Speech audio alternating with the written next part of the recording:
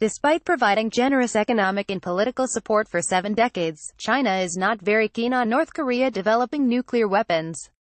It wouldn't be at all surprising if Xi Jinping wonders in the run-up to the historic United States-North Korea summit what exactly Donald Trump's game plan might be.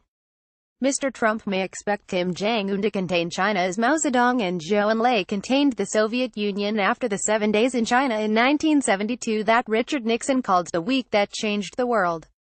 Another explanation is that having signally failed to live up to his pledge to end American involvement abroad, Mr. Trump hopes a diplomatic coup might enable him to attack Iran, thereby earning domestic, Saudi Arabian and Israeli applause. Convinced that his policy of political pressure and economic sanctions bend North Korea to his will, he might also aspire to pick up a Nobel Peace Prize. The 2-day visit to Pyongyang by China's Foreign Minister, Wang Yi, certainly demonstrated interest in, if not concern about, the meeting and its possible outcome. For now, North Korea has vowed to deepen strategic relations with China. According to the Chinese Foreign Ministry, Mr. Kim, who made a surprise trip to Beijing in March, assured Mr. Wang that a strong relationship with China was a firm strategy for North Korea. In turn, Beijing, which accounts for more than 90% of North Korea's trade, pledged further economic support. Despite providing generous economic and political support for 7 decades, China is not very keen on North Korea developing nuclear weapons. Hence its endorsement, albeit not very enthusiastically, of United Nations sanctions to deny Pyongyang critical foreign currency from selling coal, minerals, seafood and garments. But there are also signs of China quietly taking steps to connect North Korea to Northeast Asian road and rail networks, via the Belt and Road Initiative. Some UN-imposed restrictions are being relaxed, and reports suggest that North Korean workers are returning to bordering Chinese districts on short-term visas.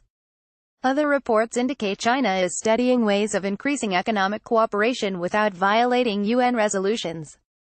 China might accept its protégé becoming economically more independent but not in cooperation with the United States. Friction over trade and the American threat of unspecified consequences for militarizing the South China Sea underline Washington's role as China's principal adversary. Outwardly, the Chinese have little to worry about. But they are aware that having emerged from seclusion, Mr. Kim might find international diplomacy a heady experience.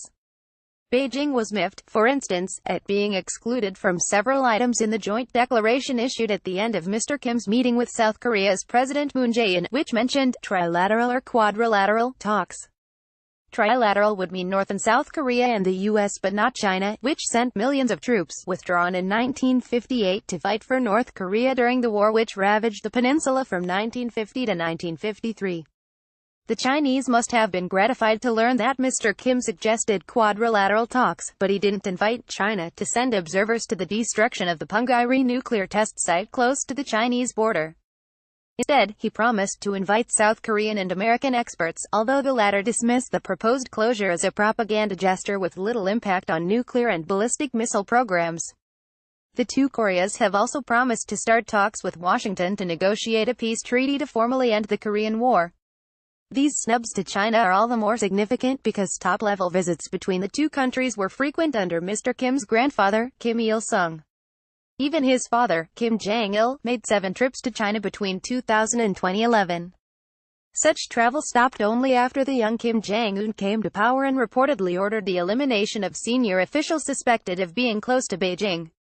Repeating history, the Kim-Moon summit recalled June 14, 2000 when South Korea's then-president, Kim Dae-jung, traveled to Pyongyang for a landmark meeting with Kim Jong-il.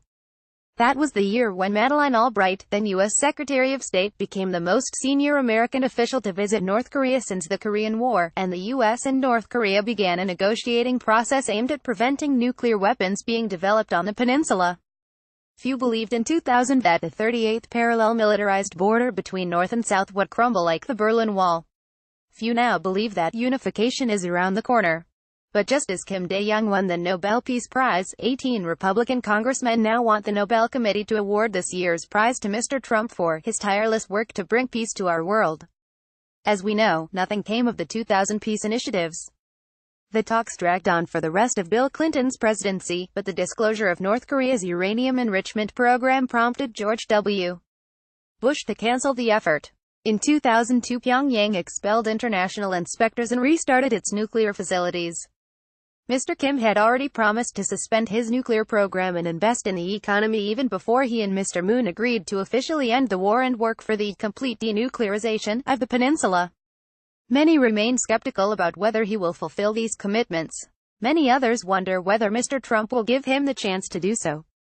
Not surprisingly, Mr. Kim saw the menacing 10-day Ulchi Freedom Guardian joint U.S.-South Korean military exercise between the land, sea and air forces of the two nations as provocative muscle flexing. Despite recent media reports of conciliatory moves in the U.S., Mr. Trump says that withdrawing troops is not on the table. That means some 140,000 American military personnel will remain permanently in the Korean peninsula, Japan and Guam. Mr. Kim will remain understandably nervous until Mr. Trump and Mr. Moon take steps to reduce their militarism.